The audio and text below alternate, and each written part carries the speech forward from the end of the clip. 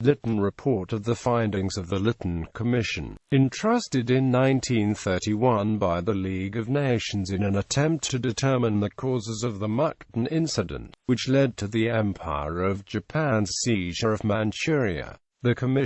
The Lytton Commission was headed by V.A.G.R. Bulwer Lytton, the second Earl of Lytton of the United Kingdom, and included 4 other members, one each from the US, Germany, Italy, and France. The group spent 6 weeks in Manchuria in spring 1932 on a fact-finding mission, after meeting with government leaders in the Republic of China and in Japan. It was hoped that the report would diffuse the hostilities between Japan and China and would thus help maintain peace and stability in the Far East. The Lytton Report. The Lytton Report contained an account of the situation in Manchuria before September 1931, describing the unsatisfactory features of the Chinese administration and giving weight to the various claims and complaints of Japan. It then proceeded with a narrative of the events in Manchuria subsequent to September 18, 1931,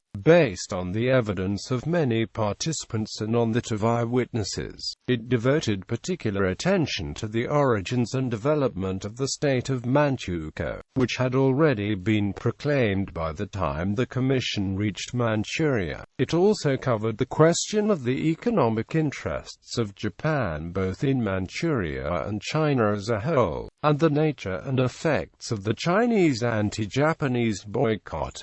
Russian interests in the region were also mentioned. Finally, the Commission submitted a study of the conditions to which, in its judgment, any satisfactory solution should conform, and made various proposals and suggestions as to how an agreement embodying these principles might be brought about. However, the report did not directly address one of its chief goals, the cause of the Mukden Incident. Instead, it simply stated the Japanese position, with no comment as to the truth or falsity of the Japanese claims. Although there was no doubt as to Japan's guilt among the 5 Commission members, Claudel insisted that Japan not be portrayed as the aggressor, in spite of care to preserve impartiality between the conflicting views of China and Japan. The effect of the report was regarded as a substantial vindication of the Chinese case on most fundamental issues. In particular, the Commission stated that the operations of the Imperial Japanese Army following on the Mukden Incident could not be regarded as legitimate self-defense. Regarding Manchuria, the report concluded that the new state could not have been formed without the presence of Japanese troops, that it had no general Chinese support, and that it was not part of a genuine and spontaneous independent movement. Still, the report held that both China and Japan had legitimate grievances. Japan, it states, took advantage of questionable rights, and China obstructed by the exercise of her undoubted rights. The Geneva correspondent of the Daily Telegraph says, the report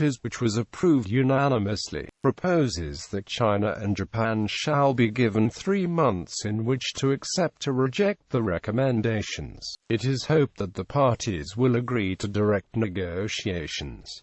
The Daily Telegraph French correspondent says, the report insists on the withdrawal of Japanese troops within the South Manchuria railway zone, and recommends the establishment of an organization under the sovereignty of China to deal with conditions in Manchuria, taking due account of the rights and interests of Japan, and the formation of a committee of negotiation for the application of these and other recommendations.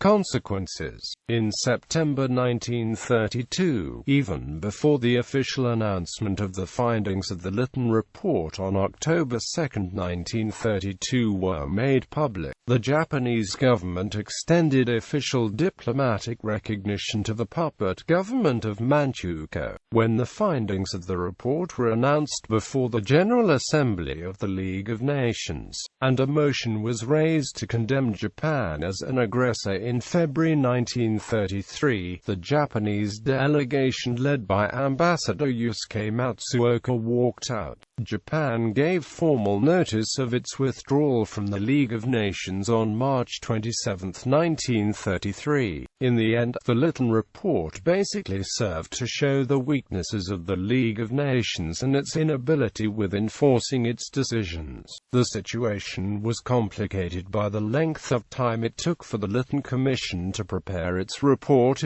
during which time Japan was able to firmly secure its control over Manchuria and was thus able to reject the condemnation of the League with impunity. Controversies. The Lytton Commission was set up through the initiative of Japanese, making the whole commission questionable as Japan spearheaded to their eventual withdrawal from the League of Nations in 1933.